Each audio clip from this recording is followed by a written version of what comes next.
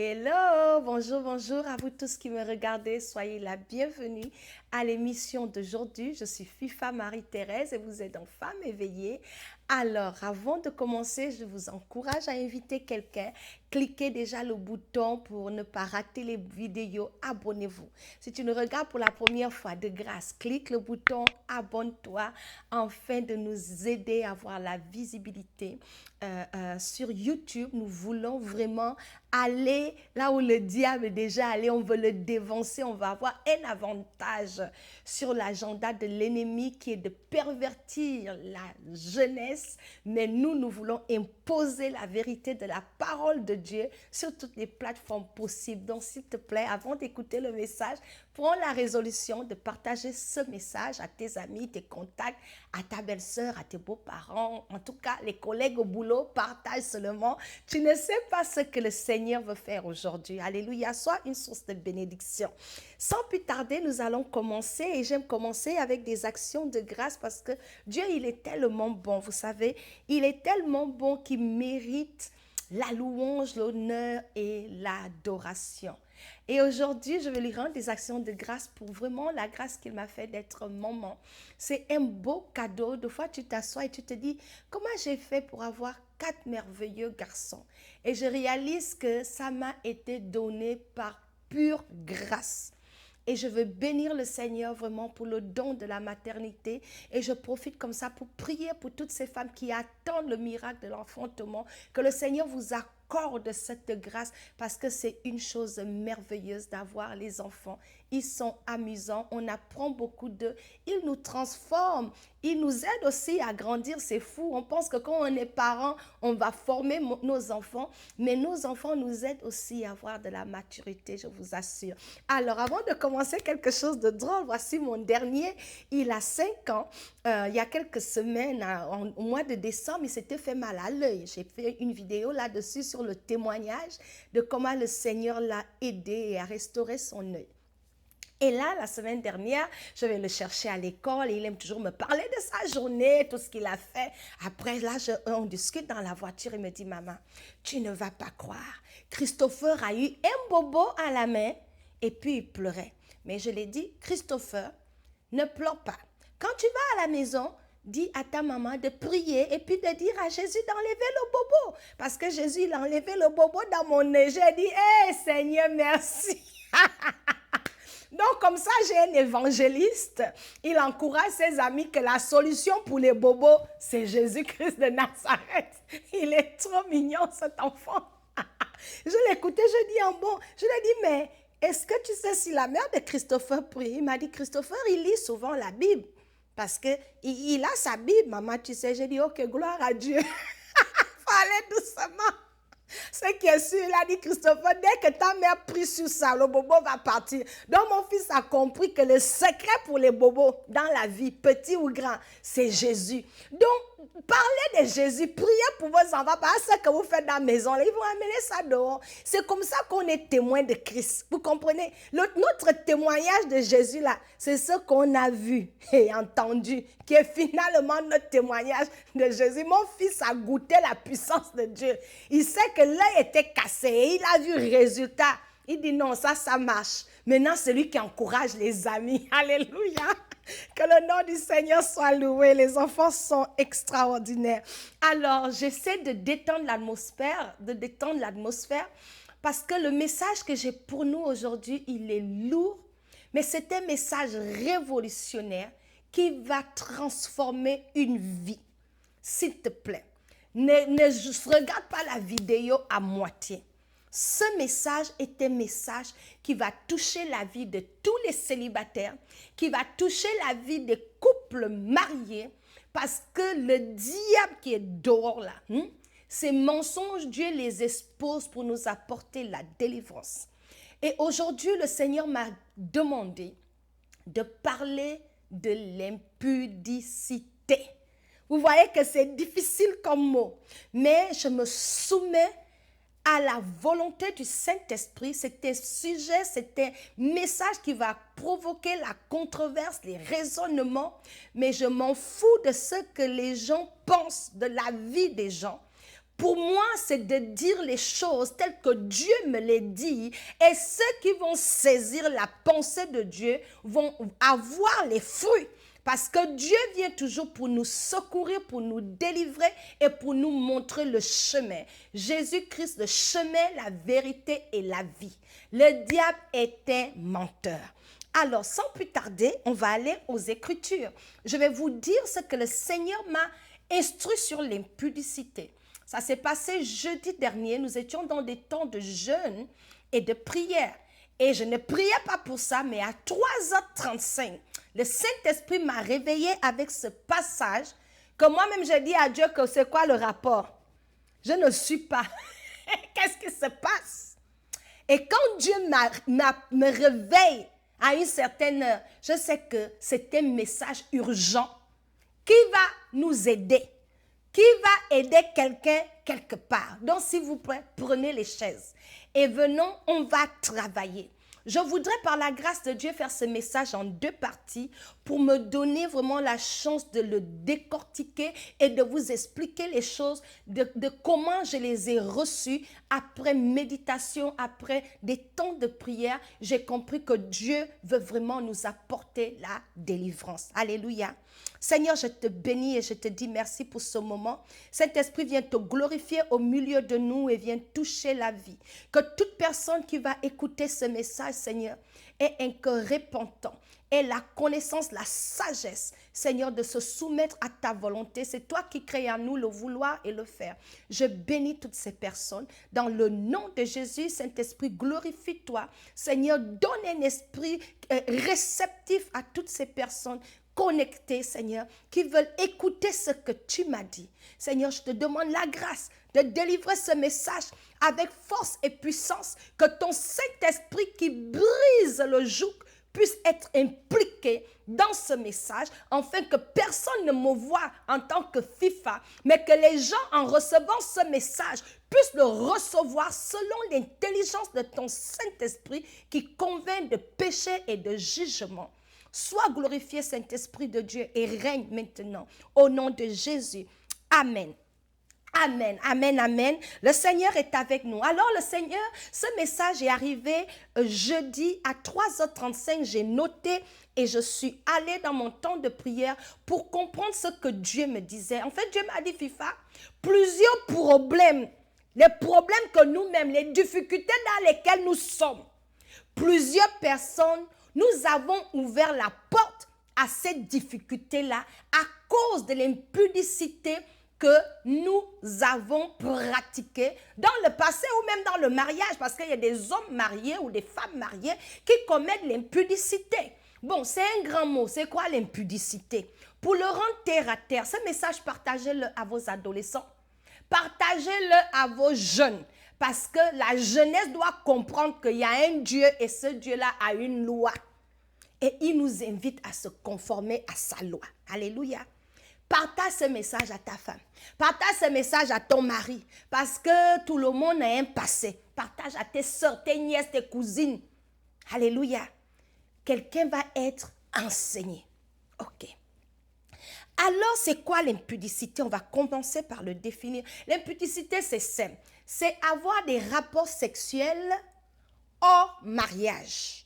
Pour les célibataires, tu n'es pas marié, tu te lances dans des activités très tôt, n'importe comment, sans intelligence, au nom de l'amour. C'est ce que ça veut dire. Dans le cas des couples mariés maintenant, les hommes qui commettent, ou les femmes, parce qu'il y a les femmes qui trompent aussi leur mari. Ah oui, parce qu'on a trop dit, oh, les hommes trompent les hommes infidèles. Les femmes sont aussi infidèles. Elles trompent leur mari. Donc l'impudicité maintenant dans le cadre du mariage, c'est commettre l'adultère, c'est-à-dire tu es légalement marié, mais c'est toi qui as maîtresse dehors, c'est toi femme mariée qui as copain dehors. Parce qu'alors là on ne se gêne plus. Donc c'est ce que ça veut dire. Et voici ce que Dieu m'a dit, que certains mots auxquels nous sommes exposés, les difficultés, les maladies, la malchance, les malédictions, les blocages, on ouvre la porte, on invite cela par les rapports que nous avons dans le désordre hors de la volonté de Dieu. J'ai dit, Seigneur, on va se baser sur un verset Et ça, c'est le verset que Dieu m'a donné. Je me suis assise là-dessus et décortiqué.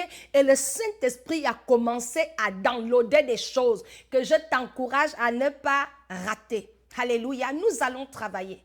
Et je vais vous rassurer, ce message n'est pas un message de condamnation, ce n'est pas un message de jugement, mais c'est un message d'interpellation et c'est surtout un message à la repentance. Alléluia. C'est ça le message. Dieu ne nous condamne pas, Dieu nous aime. Mais il nous avertit et il nous corrige parce qu'il veut qu'on fasse des meilleurs choix. Dieu veut qu'on vive des vies épanouies, des vies bénies. C'est la raison pour laquelle il met sa parole pour nous aider. Non, ne regarde pas ce message et puis te mettre, qui es-tu pour venir nous dire te sentir condamné? Non, celui qui nous condamne, c'est le diable. Alléluia. Je vais lire le verset que le Seigneur m'a donné. Ouvrez vos Bibles dans le livre de 1 Corinthiens chapitre 6, verset 18 à 20. La Bible dit, fuyez l'impudicité, point. C'est même ça qui a fait, je pars m'asseoir pour dire à Dieu que Seigneur, c'est quoi le rapport? Ça là, tu es en train de dire quoi? Mais Dieu ne parle jamais en vain. Fuyez l'impudicité. Quelques autres péchés qu'un homme commet, ce péché est hors du corps. Mais celui qui se livre à l'impudicité pêche contre son propre corps. Ne savez-vous pas que votre corps est le temple du Saint-Esprit qui est en vous, que vous avez reçu de Dieu et que vous n'êtes plus vous-même, car vous avez été rachetés à prix. Glorifiez donc Dieu dans votre corps. Je bénis la parole de Dieu. Là, je suis assis, je dis à Dieu que Seigneur, qu'est-ce que tu es en train de me dire? Je vous assure, de 3h35 jusqu'à 4h42, je suis restée là à recevoir de Dieu sur ce message. Donc, restez assise. Écoutez jusqu'à la fin. Ce que Dieu m'a montré, m'a dit, Fifa, écoute. L'impudicité, c'est un péché, selon le verset qu'on vient de lire. L'apôtre Paul nous dit ici qu'il y a plusieurs péchés qu'on commet, comme par exemple, aller voler. Je vais prendre l'exemple du vol. Donc, je vais voler le iPad de Richard. Ça, c'est un exemple parce qu'il faut que vous ayez l'image ici.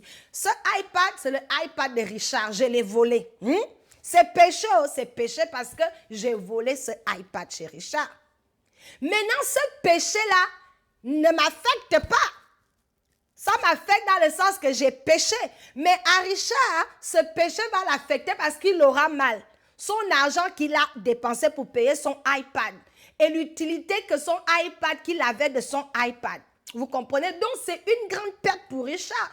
Mais ce sera un gain apparent pour moi parce que je serai en possession des iPads. Mais devant Dieu, j'ai péché. Vous comprenez? Mais matériellement, apparent, parce que le vol n'est jamais un bien. Quelqu'un qui vole, qui s'enrichit en volant, il n'y a rien de bon dedans. Mais là, d'une manière apparente, c'est un mal pour Richard qui a perdu son iPad. Mais pour moi, c'est un gain. Parce que je n'avais pas iPad, j'ai maintenant iPad. Vous comprenez? Donc, l'apôtre Paul dit qu'il y a certains péchés qu'on pêche, on commet hors du corps. Ça, c'est un péché que j'ai commis hors du corps. J'ai volé le iPad. Je donne un exemple, ok? Donc, il dit maintenant ici, mais celui qui se livre à l'impudicité pêche contre lui-même. C'est ce qui a capté mon attention. C'était la première phrase, fuyez l'impudicité. J'ai dit, ça s'arrête là. Dieu nous donne l'ordre, fuyez l'impudicité. Point. La phrase là même est bizarre, ça s'arrête juste dans ça. Que fuyez, résistez. Ne vous livrez pas à cela, mais fuyez. Dans la Bible, l'exemple de quelqu'un qui a fui l'impudicité, c'est Joseph. Il avait une option, une opportunité de commettre l'impudicité avec la femme de son patron. Mais ce qu'il a fait, il a fui à Bana. C'est-à-dire en anglais, on dit like flee. Flee, c'est quand c'est entre voler et courir. C'est-à-dire tu prends l'envol pour fuir l'impudicité avec vitesse et accélération. Donc voilà un exemple dans la Bible de quelqu'un qui est une belle illustration à cet ordre que Dieu nous donne de fuir l'impudicité. C'était Joseph. Il avait une opportunité de rester dans de commettre l'impudicité, mais il a fui. Comme il a fui, La Bible dit qu'il a fui au point où il a même laissé son manteau, son haut qu'il portait derrière. Il a dit, c'est pas grave, parce que la femme voulait le prendre de force. Il a dit, pardon, reste avec le haut. Je préfère fuir torse nu que de commettre une telle abomination. Lui, il l'avait fui. C'est ce que Dieu nous exhorte de faire, de fuir. Le problème maintenant, aujourd'hui, et c'est ce que je vais dire, ce que l'apôtre Paul nous dit dans ce verset, il n'est pas en train de dire que l'impudicité est le pire des péchés. Il est en train de dire que c'est un péché, en fait, qui est voué à une autodestruction. C'est un péché qui te détruit toi-même, qui a des effets néfastes sur toi-même.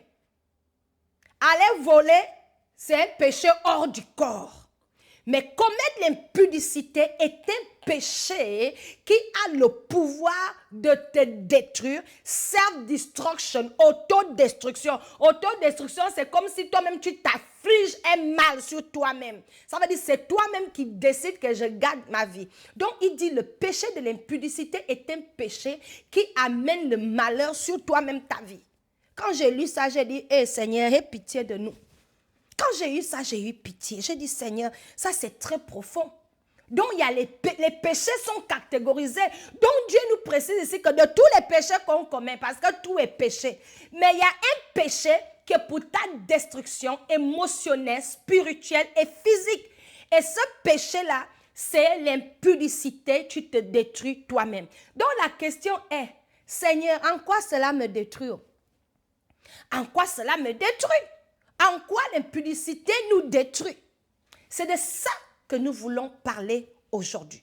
Je vais vous montrer à comment l'impudicité nous détruit. Ma mère m'avait enseigné là-dessus. Ça, on entend, mais elle m'avait donné comme juste, bref, un petit résumé. Mais Dieu m'a bien détaillé ça. Et j'ai même pris peur que, wow, Seigneur, alléluia. Et c'est le travail que je vais faire avec nous. Si tu regardes la première partie, ne manque pas la deuxième partie, parce que dans la deuxième partie, nous allons prier. Alléluia. Je pense que Dieu veut nous sortir des saisons bizarres. Il veut nous délivrer de l'autodestruction.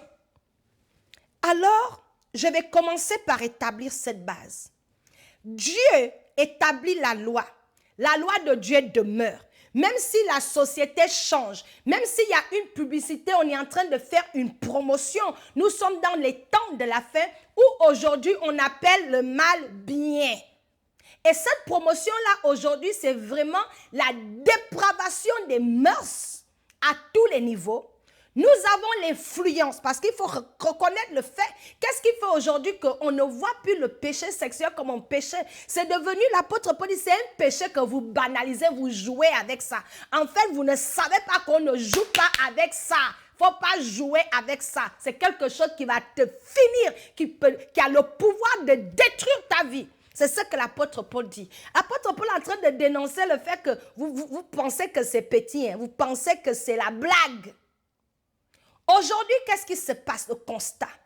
Avec la télévision, l'Internet, les réseaux sociaux et tout ce qu'il y a, le sexe, les films d'Hollywood, bien évidemment, où dans tous les films, il faut qu'il y ait les scènes de ceci, où on définit que quand tu es amoureux, il faut associer ça à la sexualité. Il y a les mœurs qui ont changé. Aujourd'hui, un homme qui trompe sa femme, on dit c'est un vrai homme. L'agenda du diable, des mensonges bien préparés en enfer. Où un gars va te dire, si tu veux que je t'épouse, il faut sortir avec moi. Et on joue avec ça. Ça, c'est la réalité. Donc, l'influence de ce qu'on voit à la télévision, l'influence des raisonnements, des bons arguments que les gens ont dans la bouche pour justifier le péché, comme est-ce qu'on mange la banane sans enlever la peau? Est-ce que ceci? Est-ce qu'il faut d'abord goûter? Est-ce que je vais épouser une femme si on ne sort pas? Des raisonnements bêtes, qui sont bien justifiés avec des bons arguments. Le diable est un menteur. Voici ce que la société nous présente, que c'est normal, on enseigne ça à l'école, il suffit de te protéger. Donc tout le monde se livre à la sexualité sans comprendre les dangers néfastes de la sexualité. Ça, c'est ce que la société nous dit. Et puis on tombe dans ça parce que ça nous arrange. C'est tellement facile, ça a l'air romantique. Mais la Bible nous dit ici que vous jouez avec le feu. À faire, vous pensez, c'est romantique, là, ça peut détruire ta vie jusqu'à tu ne vas pas te remettre. Ne prenez pas ça avec légèreté. Or, la société nous fait une promotion de cela comme si c'était une chose légère, quelque chose de... C'est pas grave, c'est normal, tout le monde le fait.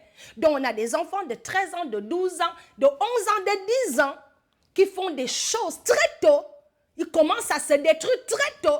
À l'âge adulte, ils sont terminés. C'est à ce niveau-là que le diable a banalisé ça. Mais une chose que le Seigneur m'a dit qu'aujourd'hui, le diable utilise la sexualité comme l'option la plus facile de nous atteindre. Ce message, c'est pour les chrétiens. Tu crois en Dieu, tu crains le Seigneur. Et comment nous atteindre? Il sait que tu ne peux plus aller dans les boîtes de nuit. Il sait où tu es avec ton Jésus là, tu ne peux plus boire, tu ne peux plus prendre la drogue, tu ne peux plus faire certaines choses. Donc c'est plus là-bas, il va te gagner. Mais il sait que tu as besoin d'un compagnon, tu as besoin d'amour, toi aussi tu vas avoir copain. Où il va t'avoir? C'est dans l'impudicité de tomber dans une vie de débauche où on se livre à à l'activité sexuelle avec différents partenaires. Tu changes de copain aujourd'hui, le mois prochain, c'est un autre copain. Ce que Dieu m'a dit, hein, tous les copains, copines qu'on amasse, toutes ces activités qu'on fait pensant qu'on joue, on est en train de se détruire par petit. Et cette destruction-là se passe à 3 niveaux, on va dire 4 niveaux, parce que j'aimerais les aborder en 4 points. La première partie, ça nous détruit sexuellement. Ça nous détruit autant pour moi spirituellement. Et c'est là même la destruction la plus dangereuse. Je vais vous dire ce que Dieu m'a montré. Elle nous détruit spirituellement, elle détruit notre vie spirituellement parce que lorsqu'on se livre à cette activité, on devient un avec la personne avec qui on fait ça. Ce que ça veut dire, l'implication au niveau spirituel. Écrivez premier point. Spirituellement, voilà les faits. L'implication. Quand tu vas avec une personne A et l'autre personne B, vous vous mettez ensemble. La Bible dit que pour cette raison, l'homme quittera son père et sa mère et s'attachera à sa femme. Les deux deviendront une seule chair. Lorsqu'on se met avec quelqu'un, spirituellement, vous devenez un. Voici ce que Dieu m'a montré spirituellement. Tu as une personne A, une personne B, qui vient d'une famille A, l'autre d'une famille B. Cette personne-là représente sa lignée, son père, sa mère, ses aïeux. Ça veut dire que chaque famille a ses esprits qui les contrôlent. Donc lui aussi, une partie de lui là, les esprits là l'habitent. Plus toi aussi, tu amènes pour toi. Ta lignée, tes aïeux, il y a des esprits qui gouvernent leur famille. Une partie de ces esprits-là sont dans votre vie. Donc, quand vous venez ensemble, il y a des comportements que la personne A et la personne B ont. Ces comportements-là, quand vous venez ensemble, vous vous mélangez maintenant. Ça veut dire, si dans ta famille, il y avait 5 esprits qui gouvernaient, que la famille de ton partenaire, il y avait 5 esprits. Quand vous venez ensemble, ça devient 10. Chacun se retrouve avec 10. Les 5 de ton partenaire étaient 5. 10 et vice-versa. Donc, vous comprenez que si toi, tu avais déjà tes défis du côté de ta famille, tu avais déjà les démons que tu gérais là-bas. Tu avais 5, tu t'en sortais. Donc, quand tu vas ramasser maintenant un copain, vous vous mélangez. S'il avait 1000 plus tes 5, tu as 1100. Dieu dit que le monde de l'esprit, on s'amuse avec ça parce qu'on ne le voit pas. Mais le monde spirituel est tellement réel que c'est nous qui sommes ignorants du monde spirituel. C'est la raison pour laquelle on se livre avec des partenaires pour des raisons bêtes, pour l'argent, pour n'importe quoi, pour qu'on t'épouse, tu vas te donner cadeau, ainsi de suite, par ignorance. On se livre. Et Dieu montre que quand vous vous mettez comme ça dans l'esprit, en fait, ce qui se passe, il y a l'unité, fait que tu impliques les esprits du monde, les habitudes, les comportements. Je donne un exemple pour vous faire comprendre. Si dans la vie, la famille du partenaire B, les gens là-bas étaient divorcés et toi dans ta famille, vous avez la colère. Quand vous vous mélangez, chacun donne un peu. C'est pour ça que tu vas voir qu'un homme, dès qu'il épouse une famille, il ne buvait pas avant. Il commence à boire le moment qu'il s'est mis avec une femme X. Il commence à boire. Entre-temps, c'est quelqu'un qui ne buvait pas. Tu vas voir une femme, elle avait l'argent. Dès qu'elle s'est mise avec un homme A, le jour qu'ils se mettent ensemble, l'argent disparaît. elle ne comprend plus, elle est endettée, les choses sont compliquées, les affaires ne marchent plus. Tu te dis, ah, qu'est-ce qui se passe? Mes affaires ne marchent plus depuis que tu t'es mis avec lui. Parce qu'il y aura les influences, l'hôtel de l'autre avec l'hôtel de l'autre. Ces esprits-là, vous leur donnez la permission de rentrer dans votre vie parce que vous vous êtes mis en accord. Donc, quand tu te mets en accord que tu vas aller commettre l'impudicité avec une personne, ah, tu invites cette personne-là dans ta vie spirituelle. Donc, ce n'est pas juste l'acte physique qu'on pense que, ah, pour le plaisir. Le plaisir, là, nous fait plus de dégâts dans notre vie qu'on ne pense. Ça, c'est ce que le Seigneur m'a montré. Je dis, ah, Dieu, on fait comment? Il dit le danger. C'est parce que ce qui est spirituel, tu ne peux pas définir qu'il m'a amené l'esprit de vol, il m'a amené l'esprit de mensonge. Tu comprends? On ne peut pas voir, mais tu vas juste voir les effets dans ta vie. Et dès que tu te mets l'homme là, s'ils étaient célibataires, tu vas voir, plus personne ne te regarde. Dès qu'il te quitte, tu deviens sombre, plus personne ne te regarde. Il est venu te déposer leur malchance. Il est venu te déposer leur sorcellerie. Il est venu te déposer la débauche. Certaines filles, tu étais pieuse. Mais le jour que tu allais avec ce gars-là, tu deviens une débauchée. Toi-même, tu ne comprends pas comment tu changes les copains. Un esprit rentre en toi maintenant. C'est l'esprit de débauche. Si ce gars-là était un coureur de jupons, il dépose l'esprit de coureur de jupons là en toi. Jusqu'à toi-même aussi, tu ne peux plus rester tranquille. Tu sors avec un gars, il a fait ça, tu prends un autre. Et ça s'enchaîne. Donc, c'est les choses-là que quand on invite ça dans notre vie, ça trouble nos vies. Tu commences à vivre les combats bizarres. Les combats bizarres, tu ne comprends pas, tu es attaqué partout, tu perds ton boulot. Les choses de la malchance. Toi-même, tu te dis, ah, ma vie n'était pas autant que ça même. C'est pour cela que vous allez voir que les sorciers, les gens dans occultes qui sont dans les loges, vont beaucoup utiliser le sexe pour détruire, pour prendre des puissances, pour avoir des forces, parce qu'ils savent ce qu'ils gagnent.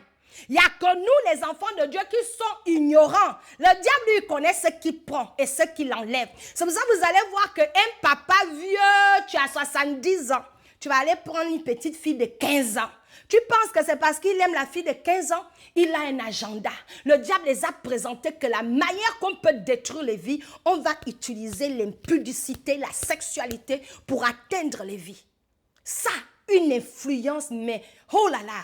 Donc, ce message, c'est pour vous avertir de cette réalité-là. Donc, premier point, j'ai parlé de l'influence spirituelle que ça peut avoir dans nos vies parce qu'on s'associe à des familles bizarres. C'est pour ça que vous allez voir quelqu'un, il est avec une femme. La personne vient par exemple d'une région. Elle vient de la région du Nord. Et on dit les gens dans la région du Nord sont violents, sont des femmes arrogantes, sont insolentes. Et tu sors avec quelqu'un du Nord. Quand vous vous mettez ensemble, tu commences à ressembler aux gens du Nord. Parce que les gens du Nord ont leurs entités qui les contrôlent. La famille de la personne avec qui tu es, il est avec l'entité qui les contrôle. Donc quand vous vous mettez ensemble, rassemblement des esprits. S'il avait 1000, tu as 10, vous avez 1010. Ça se multiplie. Ça augmente. Donc, c'est de cette manière-là qu'on alourdit notre vie spirituelle avec des esprits, avec des démons. Ces esprits-là sont des démons qu'on active. Et ces démons-là affectent notre vie au niveau du caractère. Et ça affecte des opportunités dans notre vie. Et ça peut être néfaste. Je vais m'arrêter ici pour vous laisser bien comprendre cette première partie. Et dans la deuxième partie, je vais parler de l'effet physique, émotionnel, des conséquences que ça amène. Et ensuite, je vais prendre le temps de prier. Parce que Dieu amène ce message pour nous avertir et pour nous demander de rechercher la délivrance, de sortir de là et de prendre conscience que ce n'est pas la blague. C'est pour cela que le diable utilise. Vous allez voir les gens, tu t'en vas, toi papa, 50 ans, tu vas prendre un enfant de 10 ans, tu violes. Vous pensez que c'est normal. Les démons activés dans la sorcellerie pour détruire les vies, ils amènent leurs choses. Ce n'est pas la blague. Restez connectés, je vais enchaîner avec la deuxième partie parce que ces choses-là, ça doit être dehors. Ne soyons pas ignorantes. La Bible dit, mon peuple périt faute de connaissance et tout est dans la parole de Dieu. Soyez bénis, je vous retrouve dans la deuxième partie. Merci.